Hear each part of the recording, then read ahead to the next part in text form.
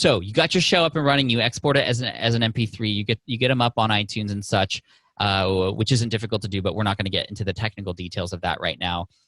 Thanks, Janet. She likes my visuals. We're going to talk about getting heard. So you got a show, great. But guess what? It doesn't really matter unless people hear it. So let's get heard. And the most important part of this is your launch. We want to treat your launch, the day your podcast comes out, like it's an event. Why? Because it is. You want to treat it like a launch, like an event. So what does that mean? It means you pick a date, right? You invite the party, you get the venue ready, you tease what's coming, and then you launch.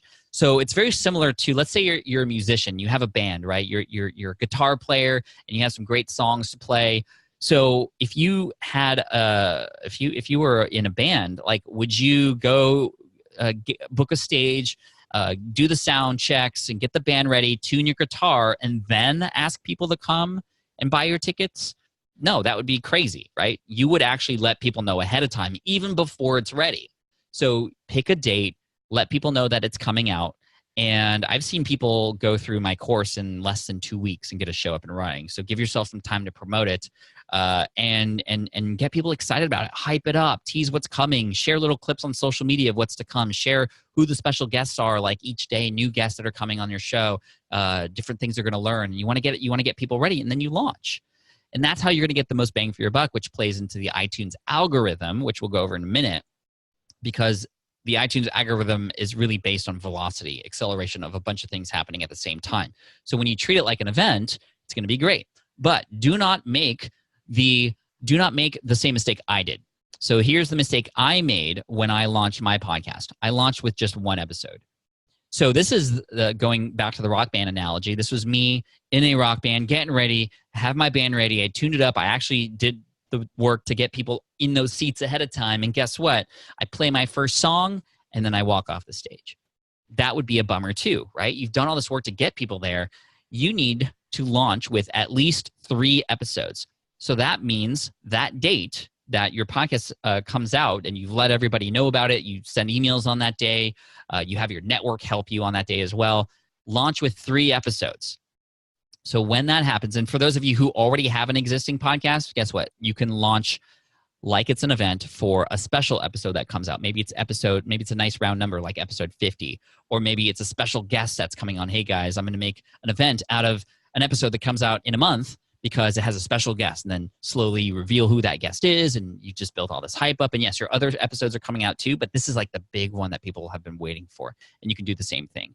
But going back to your initial launch with 3+. So what happens? Well, a person goes and they go, wow, podcast, there's 3, great. They listen to 1, they love it. They listen to 2, they love it. They love you now. And listen to number 3, they're doing all the call to actions, they're subscribing, they're leaving ratings, reviews, all those sorts of things. Here's another thing that can happen. They go, oh, podcast, great.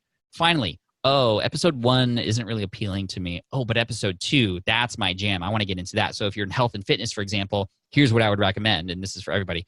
Mix up those 3 episodes. Have them be about 3 different subsets of your topic or niche. For example, if you're in health and fitness, episode 1 typically is like an introduction, but also offer some tips there. Talk about who you are, why you're qualified to talk about these things, build a relationship with your audience. That's usually the introduction episode.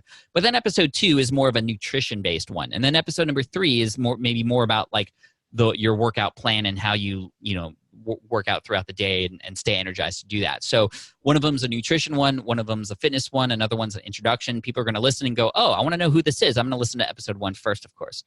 Other people are going to go, I just need stuff that I need right now, and nutrition is really important to me, so I'm going to listen to episode 2. Or they might just be like, hey, muscles fitness, episode number 3, that's the thing. So now you have 3 different sort of tentacles out there bringing people in, and that's what you want to happen. So that's how you launch. Perry says, great tip. Thank you, Perry. Now, check this out. In addition to being a primarily audio platform, guess what? It's actually a very visual platform as well. Why? Because before a person listens to any second of your show, guess what? They're seeing your podcast artwork. And that's really important to think about. And for whatever reason, I don't know why I'm rocking Party Rock Anthem up top, but I like that kind of music sometimes. Anyway, you have to pay attention to the artwork of your show. And you only have one piece of art that you need to worry about, at least at this point in time, and that's your cover art. You can see Ask Pat down there in the lower left corner. There's all kinds of different kinds of artwork that you can do. The biggest tips I have for you is to make sure it's something that stands out in your category. So go to your category. The best spot to look is your iTunes version, desktop version. Your iTunes on your desktop, because your app, you can only see so many at the time, but at one time. But on your desktop, you can see a bunch like this all at once, and you can see like what would stand out. And yes, you could put your face on it, but you don't have to. It's really up to you. But big and bold work really well. Different looks really well. Some people put cartoony versions of their face. Some people put their face if they're building a personal brand. Other people have a great icon like this Feed Me, Fuel Me podcast. These are all students of mine who've done some great things. The biggest thing is when you submit your artwork, it's going to be 3,000 by 3,000 pixels. That's huge. That's bigger than most of our monitors, right? But you have to keep in mind that people are mostly on their devices. So the way to test this would be to export your 3,000 by 3,000 square image at 55 by 55, which is really, really small. But that's how you can tell, because some people design for the big and then like they don't get found because it's just so much stuff in a small space when they shrink it down. So 55 by 55 pixels is going to be a great way for you to test whether or not it actually is seen on a very small device. So just keep that in mind. Next, we're going to talk about the iTunes rankings, and here's how it works. First of all, it's mostly mysterious. It's not like Google. You actually don't get a lot of good analytics coming from podcasting, not at least not yet in this moment in time. But this is what we know about iTunes and rankings: number of subscribers, getting a bunch of downloads, ratings and reviews. Get as much of that as you can in a short period of time, and you're going to accelerate. You're going to get higher rankings.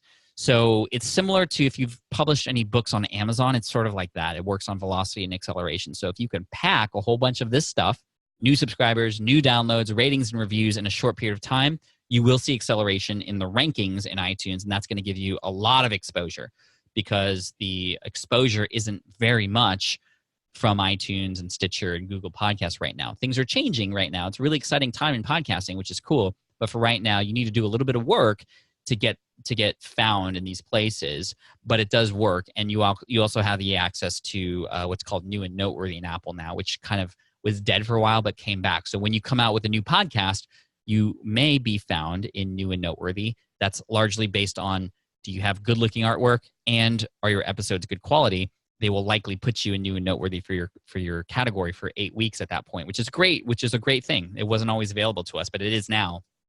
But if you want to get higher rankings, this is the formula, and that's how you do it.